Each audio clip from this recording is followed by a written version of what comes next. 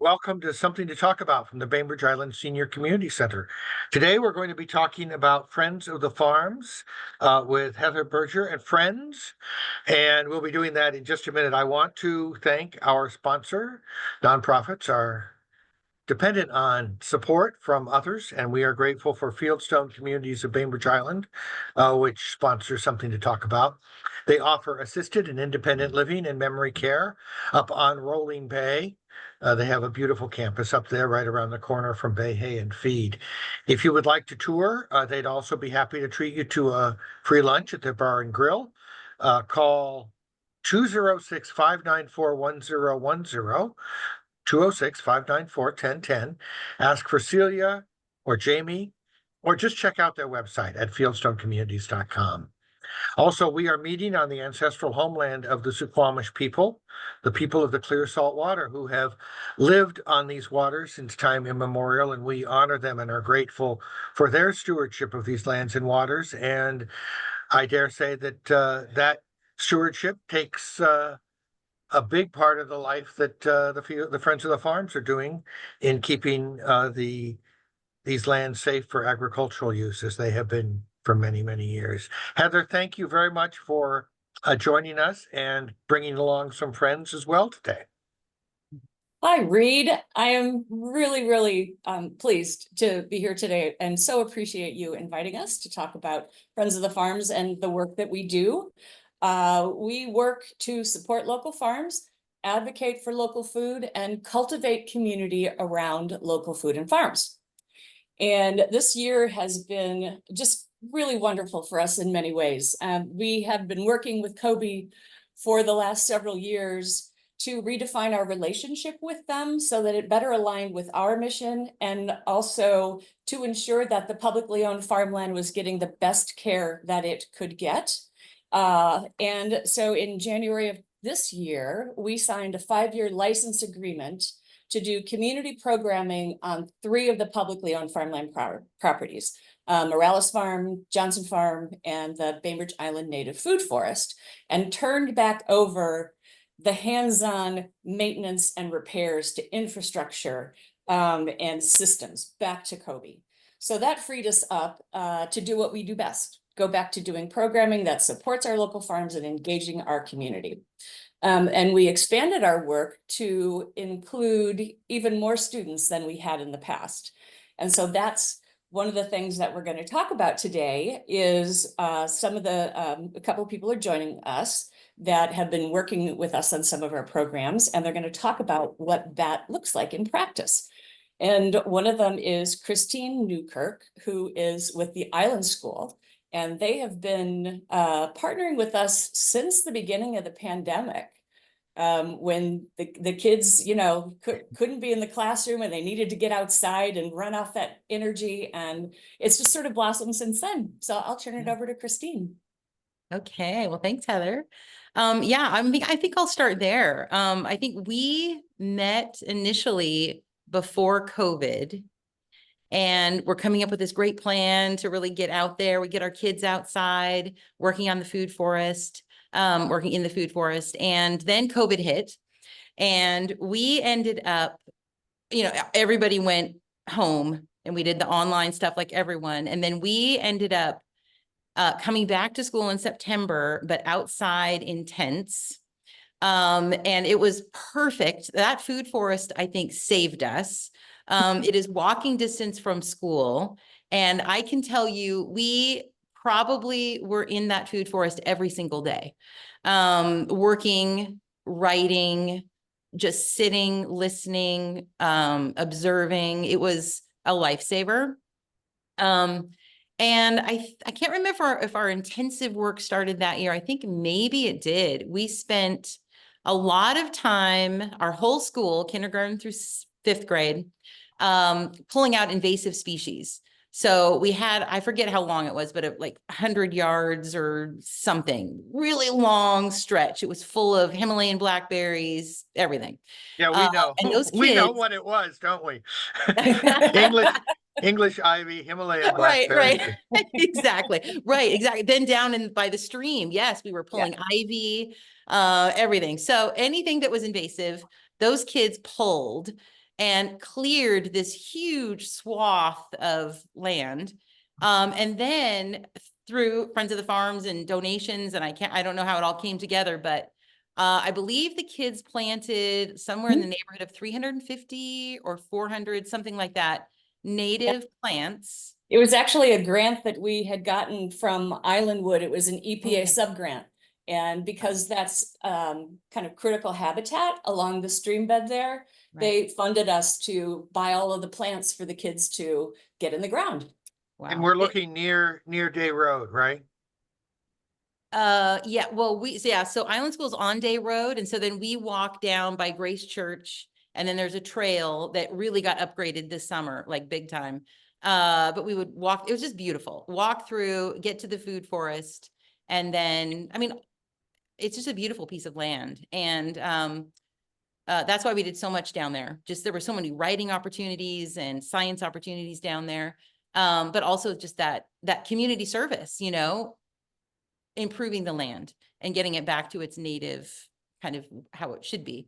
And so anyway, that was that first year. We just really hit that one area hard. And then we're down in the ravine trying to pull the ivy away from the stream, which I believe feeds a salmon stream, Manzanita Creek, I think. And then the following year, we were out there. I can't remember if it was the following year or the year after. It all blends together. But with Farmer Zach, we another, I think, roughly 100-yard area. He did a lot of the clearing of that spot. But right now, there's a hedgerow growing that the kids planted again, hundreds and hundreds of native plants, which are now, some are thriving. Some need a little TLC, but you know, that's nature for you. And so that is going strong.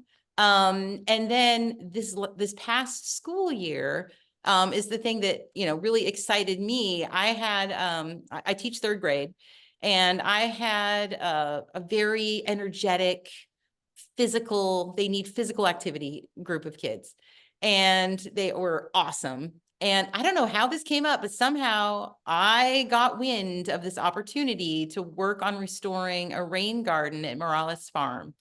And I think it was Mike, our science kind of guy. He said, there's this opportunity.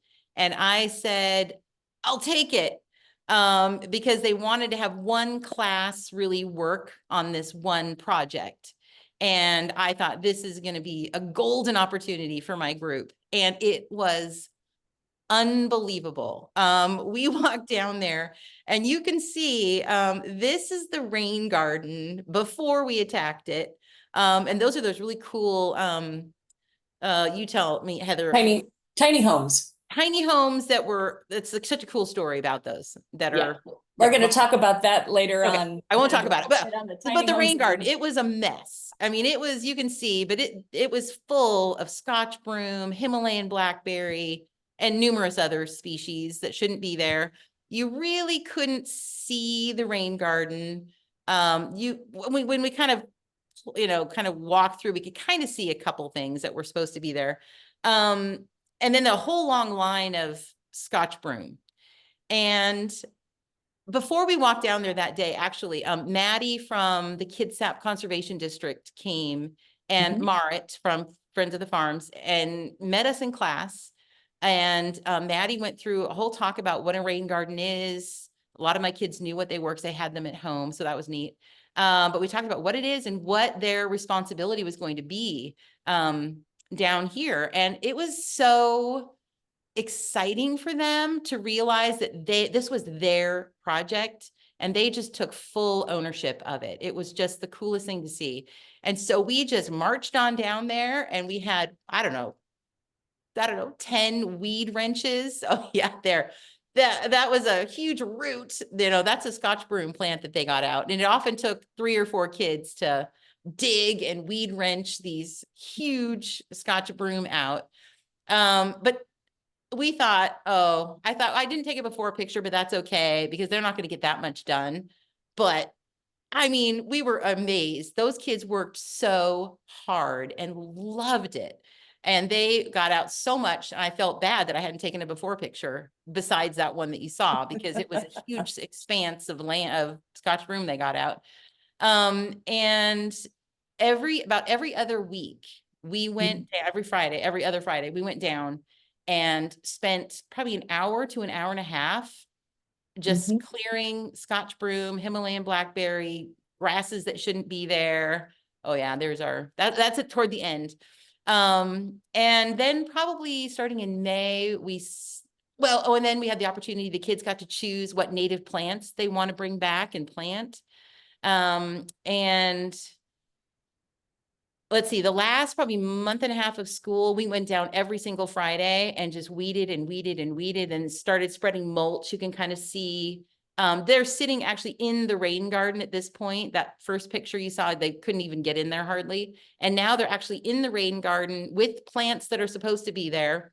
And we brought a bird bath to put in the rain garden, kind of as a gift to Nate, who was from Friends of the Farm, who really was, and Marit they were amazing.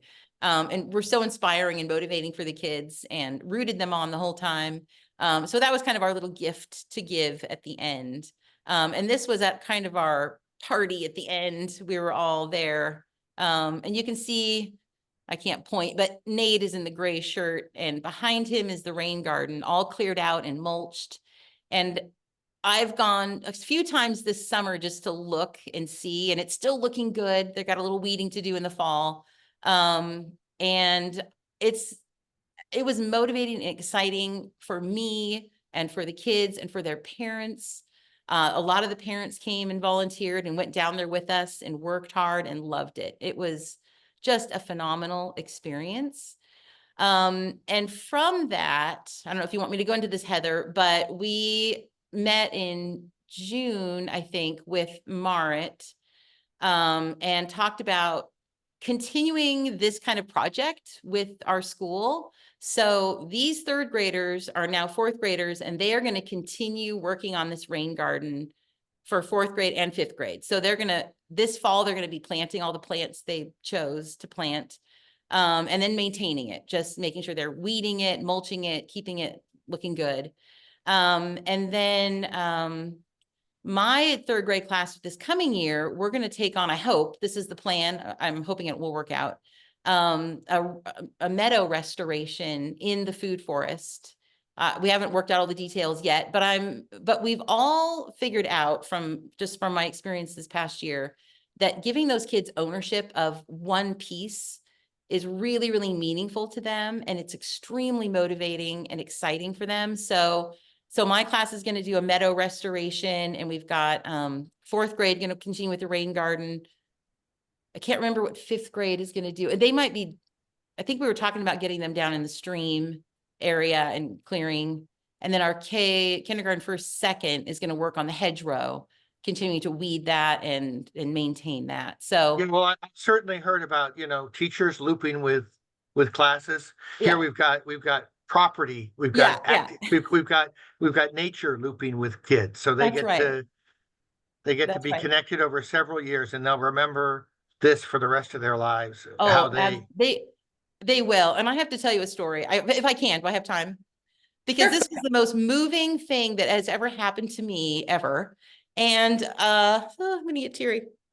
It's a result of this project. I mean, I was so impressed with this class and their work ethic, and I kept saying as we were down there, like, I have got to get you to come to my house and like help me in my garden. I mean, I've got a garden and it's overgrown and all this stuff, and I was kind of teasing, right?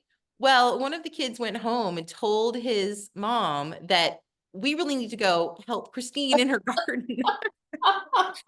And as luck would not have it, I also hurt my rotator cuff. I tore it. And so I was really actually not able to, I wasn't going to be able to tackle my garden really this summer. And a week after school got out, I was at home, and at 9 o'clock in the morning, every single one of my kids and their parents and many siblings showed up at my house, just a caravan of people, and spent about 4 hours tackling my yard. And I mean, it was the most moving thing I've ever experienced.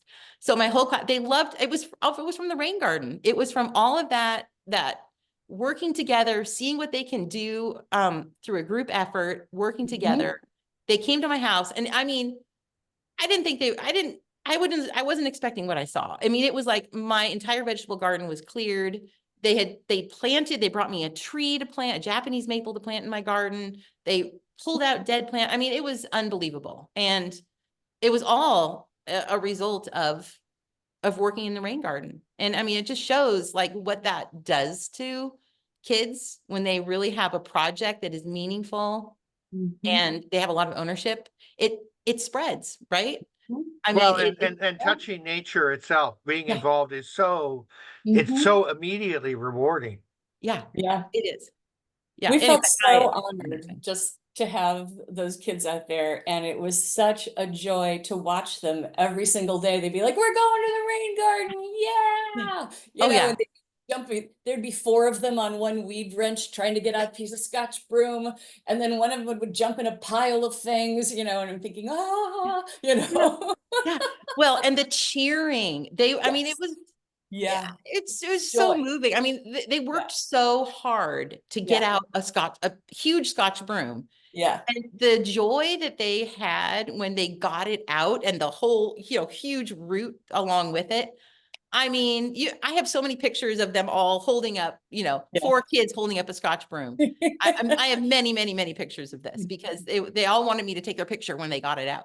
So it was just the best experience I think I've had in teaching, was just that experience. And so I'm so excited about them continuing with it, and then also starting this meadow project. And we're hoping we're just going to keep working with you, Heather, and trying to keep these projects coming, because it is so empowering for the kids. And I think it will stay with them forever. What you just said, Reed, it will stay with them forever. They'll never forget it. And we will never let them go. We are so appreciative. Thank you so much, Christine. I really thank you. It's been amazing. Well, and we also have someone who's going to talk about another amazing project that's been going on with Friends of the Farms. Julie Mandy and her daughters, Callie. Is it Callie or Callie? Yeah, it is. Callie. Yeah. Callie and Tess. Callie and Tess are homeschool kids, and they have gotten to do a couple of really fun things with us this year. They're planting their own food garden out at Winnie Farm. And they also got to take a field trip to Winnie and meet some animals and see how things happen on a farm. So I'll let you guys talk about that. Hi. Hi. Hi, Heather. Hi, Heather. Hi, Julie. Hi, Tess. Hi, Callie. Hi. It's really interesting to grow all these plants in the garden. When we first planted them, they were just like little seeds, and they would just like sprout. And then like after the 4th visit, they were like pretty big after that. And we're growing all kinds of stuff. We're growing like potatoes, and we're growing like tomatoes and squash. It's so cool. Yeah, you can see we had a wonderful field trip to Winnie Farm. Oh, here's the start of our vegetable patch. Yeah, it was pretty hard work for the kids. There's a few homeschooling families working together on this little project. About 16 kids, ranging from 3 years old up to 13.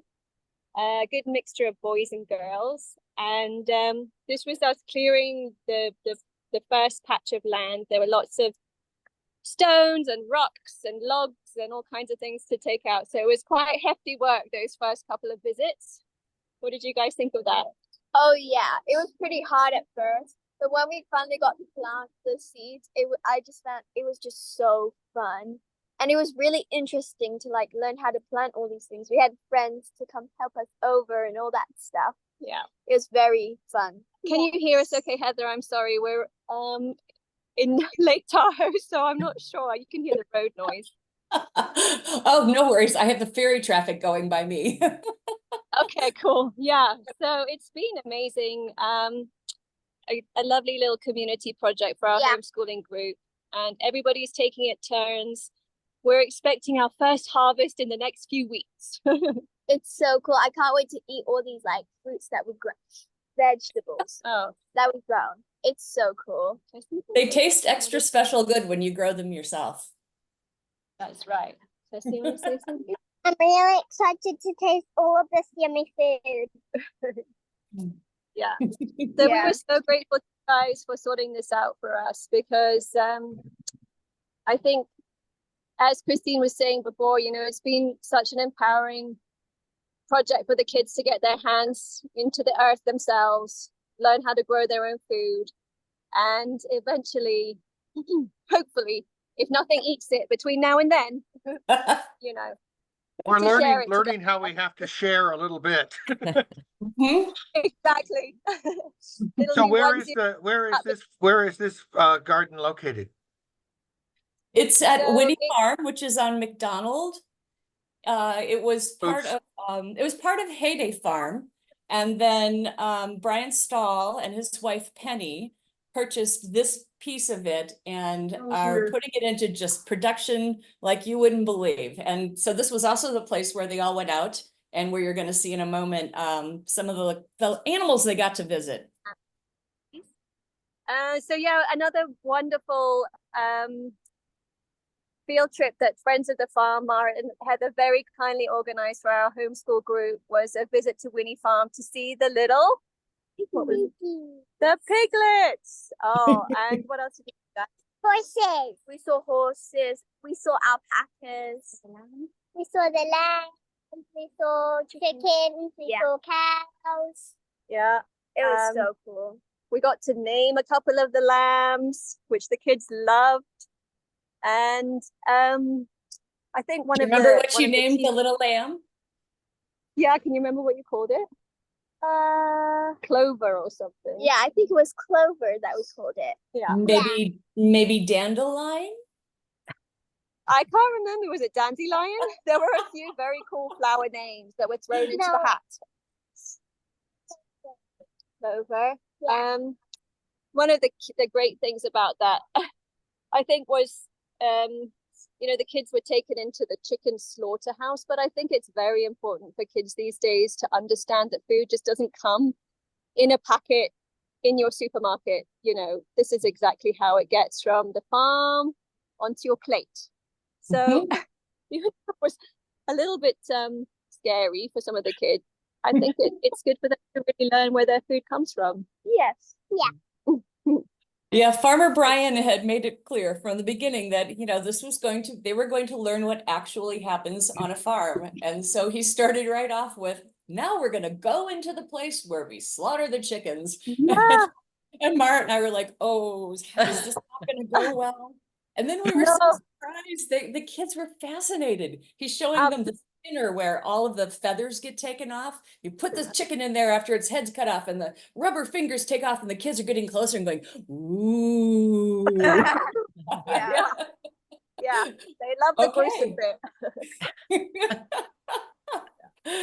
But yeah, we're so grateful to Friends of the Farms, because it's just been such a gift for all of the kids. And I'm excited to learn about the bees.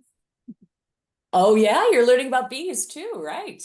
Yeah. That's coming next for us. So it's been such a wonderful, wonderful you know, relationship with you guys, and we're so excited to continue it. We are honored to have you and look forward to whatever comes next. So Thank- Heather, can you tell us a little bit about the outreach to homeschool folks, how you make that connection and you know, is it through the school district or? No, it's not. Julie, you have to tell me, is there any affiliation with the school district? We met in an unusual way. Yeah, there's no affiliation through the school district. Heather, would you like to tell the story of how this came about? So my office window next to me, we joke like you open up the doctor's inn, and it faced out onto a courtyard. And Julie and Tess and Callie happen to live, it's you know, businesses and also residential. And so I was sitting at my desk one day with my window open, and a little fox showed up and peeked in my window and told me that she had just slept out in the courtyard that night and she didn't really live anywhere. And at first I thought, well, she looks pretty well fed. Don't think she's like a runaway. Well, come to find out that Tess had just moved and her family had just moved there 3 weeks ago. And then they were homeschool kids. And so our friendship has continued.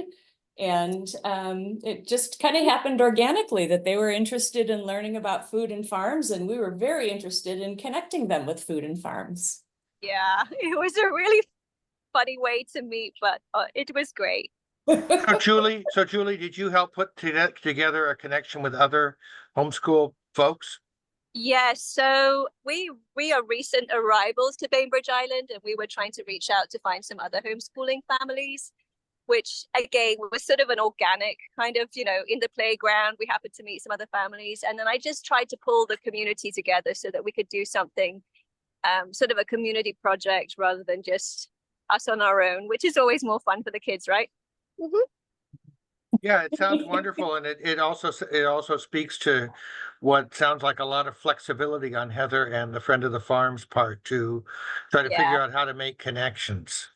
They've been wonderful trying to understand what it is that the kids would be interested in, and really hone in on that instead of just saying, oh, you can do all of this. They really wanted to understand what would interest the kids, what they could learn. And that's also been one of the great things about it, is the learning opportunities for all of the kids, as opposed to just getting out into nature, which is also a bonus.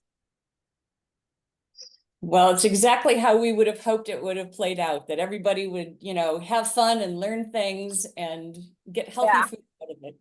Exactly. Yeah, it's been wonderful. Thank you so much. Thank you. Thank you. Thank you. Take care, you guys. Bye. Thanks, Heather. Bye. Bye. So Heather, I'm wondering about if there are other schools or groups that you connect with, because we've talked about Island School and homeschooling. I know there are other organizations or teachers who might be watching this who have an idea and would love to know if there's any connection possible. Oh, absolutely. We'd love to talk with anyone. We've also worked with Blakely Elementary. They've come out to the food forest and done a project out there. We've worked with Odyssey School. They were working also a little bit on the pollinator meadow. So that was really fun to have them out there and do that. But yeah, we are just, and we really do want to work with people, not just like a cookie cutter, like here's what we do, but we want to, what will work for you and what works best for your kids and what are they going to get the most out of? And, we want it to be a great experience for everybody. So please reach out to me and would love to talk. Great. I know that we were kind of hoping to talk a little bit about the Morales Farm and the intern program there. Are you ready to do that? I am absolutely ready to do that. Okay, So, I'll just go back to the PowerPoint then. Perfect. And move ahead from the. That's actually Tess with the horse there. Okay. So during the pandemic, a lot of things that we were used to doing involved community engagement and coming together in rooms and things that just weren't going to be possible for us to do. And so we decided that we would do something we'd never done before, and that was the hardest thing we'd ever done. Because why not? Because it's a pandemic. And so we partnered with Clark Construction and Coates Design and Housing Resources Bainbridge, and decided to build the first tiny homes on Bainbridge Island made from repurposed, abandoned, and reused materials. And to be kind of a pilot project where you could see that you can build sustainably and beautifully if you have intentional design. And we just really believe that farmers and interns, like anyone else who serves our community, deserves to be in housing that's safe and comfortable and affordable. So what you're looking at out there is one of the 3 tiny houses we built. They're all very colorful, they're very fun, Obviously that was winter, but yeah, and so you can, I think we have a couple pictures of the inside of them as Yes. well. So are these under code, are these detached additional dwelling units? What is did you have to ask for special permission to do this? We did have to ask for special permission, but the way we were able to make this work, we decided that we were going to do this project, but we were not going to have to try to work to change any sort of municipal code or health department code. So Oh, these are good idea. right? Because we actually wanted it to get done. So these are called satellite bedrooms. So there's the original Morales farmhouse that's out there that was built in the 50s, and it had 3 bedrooms. And so we decommissioned the bedrooms in the house. So now no one can sleep there, but they're used as office space and, you know, central gathering space. And they have the big fully furnished kitchen where, so anyone who's living in the tiny homes also has this additional space where they can go and, you know, because they need more space, obviously, for eating and all that kind of thing. So these are considered the bedrooms of the house, even though they are not attached to the house. And so this is one of the bedrooms in one of them, and each of them has a bedroom and a little seating area and just a tiny kitchenette with a refrigerator and a microwave. And then there's a loft that's additional space for people to use. And they're all a little bit different because everything in there was donated. We didn't buy anything. All of the cabinetry you're looking at, it's the same in all of the tiny houses. We started building at the same time the old what was the name of the hospital building? The medical building that was taken down where the new Right, Justice Center is. Oh, okay, yes, the Harrison Hospital. Yes, yeah, And right. Coach was involved in that as well. Yeah, they were. And so instead of putting all Oh, of this, and probably Clark. So yeah, they yeah, had, so it was like, oh, we're doing this one project. yeah. Let's try to make the most of it. Yeah, so instead of all of those things going into the landfill, they went immediately into the tiny homes. So, oh, and you can go ahead. So we have 5 interns living in there this year. And this is Will. He's working with Butler Green Farms. And then let's see, Tyler is the next one. And Tyler brought his dog Burr along with him. So we have a farm dog now out there, and Burr is learning to accept people. He's a rescue puppy. And then we also have living in one of the tiny houses, 2 young women, Kate and Lily. And so among them, they're working for Butler Green Farms, Laughing Crow Farm, Bainbridge Vineyards, and Full Tilth. So four different farms on Bainbridge and in North Kitsap are represented by these interns who are just amazing. I mean, they're so smart and they have such incredible ideas, and they're the future of agriculture. Everybody knows that our farmers are older, not just here, all across the country, and so we need to get new blood, new life, new thoughts, new ideas, and new people who are ready to take over. And probably new models for how to farm, right? I mean, yeah, because they're going to inherit farming under a different climate. So they're going to have to learn how to adapt to grow. Maybe there won't be as much water. Maybe there'll be too much water. Maybe the temperatures are going to change. There's just so many things that they're going to have to deal with. I thought one more thing I wanted to mention about the tiny homes is this year we were given a grant from the Bainbridge Community Foundation, which has allowed all of our interns for the agricultural season to live for free. So none of the farmers have to pay rent. Oh, that's great. Yeah, That's great. Thank you, BCF. Francis, you have your hand up. Do you have a comment or question? Well, first of all, I'm just overwhelmed by the incredible work that you all are doing, and I'd give anything to be a kid again and farm. And I don't know what your situation is with volunteers or accepting donations. I'm not a gardener, but even just donations. But my question is, what about bathrooms? In the tiny homes? Yeah. So each one of the tiny homes, if you count the space up above and down below, they're about 600 square feet. And they each have a complete bathroom. So they have a shower and they have, a sink and a toilet. And so so only two people have to share a bathroom. They're Yeah. satellite master bedrooms or something. Right? Well, and the other thing about the tiny homes that crossed my mind is how flexible, in addition to flexibility about farming, how flexible Coates and Clark had to be about design, because Mhm. often there's a plan and then you just work to the plan. And in this case, it's like, this is the material. That's Right? part of the plan.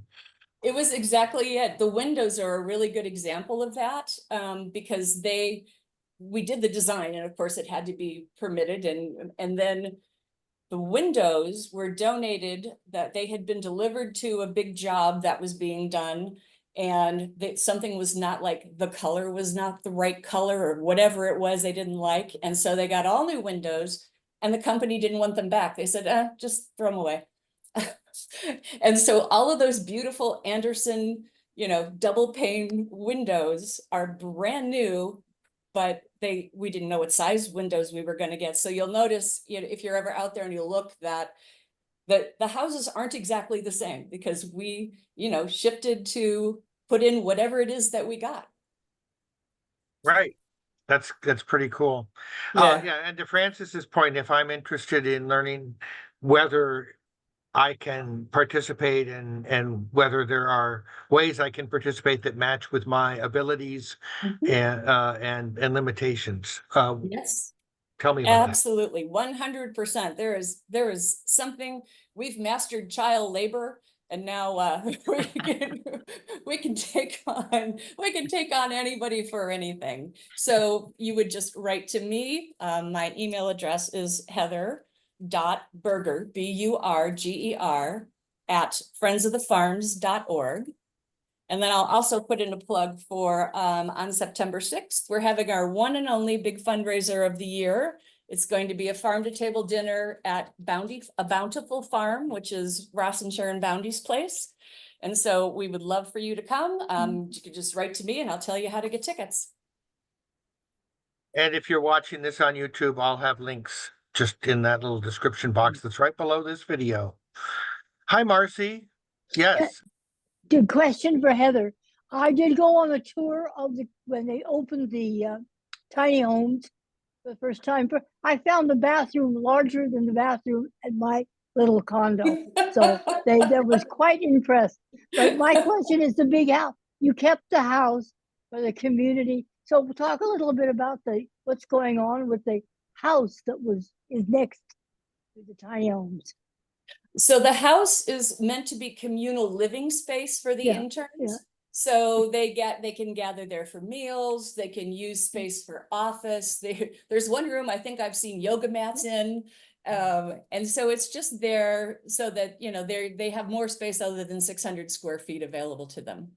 And that's working out well for the community work of keeping it up and keeping it organized. Yeah. There's a washer and dryer in there.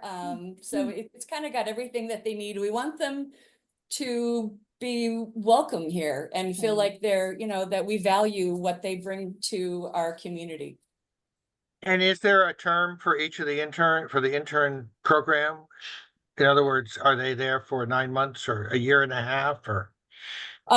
Generally, what we call the sort of season is March 1st through the end of October. But it is always our hope that they will want to stay on longer and, stay over the winter, stay a year. If someone is a new farmer or an intern that's coming and they're interested in, a longer term arrangement, we are absolutely open to that. Anything we can do to bring, make it affordable for younger people to come here and live and farm. Yeah. And I should also mention one of them is built to an ADA accessible unit. So if there is, it's not uncommon actually in agriculture for there to be people who have had farm accidents and have other issues and want to continue farming. So we're able to accommodate that as well. I want to thank you so much. This has been so informative. And you, as I said before we started, you went to a lot of work to pull this together to give us a wonderful picture of all the exciting stuff you're doing. And good luck on your annual fundraiser. I know the Bounties are wonderful folks, and what great hosts. Well, it's been absolutely my pleasure. Thank you so much for inviting us and would love to do it again sometime. Sure. Okay. Have a good day, and thank Thank you you. all for helping out. Thank you. Bye.